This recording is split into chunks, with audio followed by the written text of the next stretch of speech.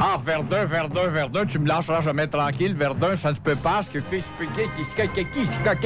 qui peut se passer dans cette ville, mesdames, messieurs, à Verdun, la belle ville du maire Georges Babylone Wellington. Imaginez-vous donc que le leader de l'opposition, M.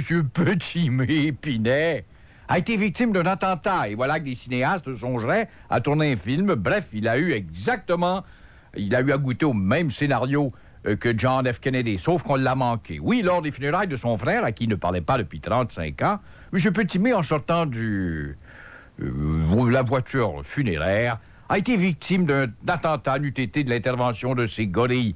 Quel homme intéressant, ce M. Petit-Mé. Nous allons quand même l'appeler en exclusivité et savoir quel cinéaste va tourner un film pour projeter ça sur le grand écran.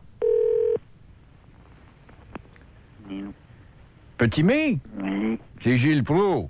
Oui. Comment vas-tu? Vous m'avez appelé, M. Petit-Mé? Bonjour, Gilles. Comment ça va, Gilles? Ça va très bien. Bonjour, longtemps que je t'ai vu. Ben oui, M. Petit-Mé, vous avez été J'ai preuve, hein? vous avez été en vedette. Oui. Vous avez été en vedette toute la semaine passée. C'est incroyable ce qu'on a parlé de vous, M. Petit-Mé. Mais j'étais pas au courant, ce que tu veux. J'étais au salon et puis Oui. tout ça de problèmes, de tout...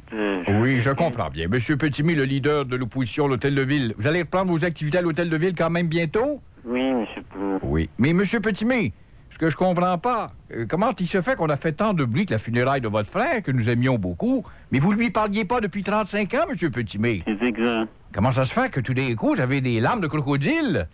Mais les âmes de crocodile, j'y parlais, c'est-à-dire quand il était à Verdun, alors naturellement, je l'ai rencontré, mais pas plus que ça, que vous D'accord. voulez. Oui. Mais M. Petit-Mé, dites-moi une chose. Hier, le journal a su, le journal le sait, voit, entend. Est-ce que ce sont des commérages du grand vendeur de Bernic ou de Mme Poitry, la fabricante de tartes? Vous avez été victime d'un attentat lors de la funéraille, un peu à la Kennedy, quoi? Exact, oui. Vous n'êtes pas sérieux, M. Petit-Mé? Oui, M. Proulx. Qui a attenté à votre personne, M. Petit-Mé? Je sais pas si on devrait donner les noms, M. Proulx, mais ça... Ben, donnez les noms, sortez-moi ça. Faut envoyer ça au fusil ou au mur ou en prison. D'ailleurs, la Sûreté du Québec est déjà dans le dossier. Oui. Oui. Vous n'êtes pas sérieux, mais qui êtes-vous pour vouloir attenter à votre vie? Vous êtes quand même pas le président Kennedy. Pas le président canadien, mais disons, quand je suis sorti de la limousine, il y a un type qui est venu à ma face avec des lunettes fumées. Oui? Et il dit, toi, mon tabarnak de chien sale de calice. Oui, M. Petit-Mé? Regarde-moi le visage, mon chien. Quel grossier personnage. Mais est-ce qu'il avait un revolver?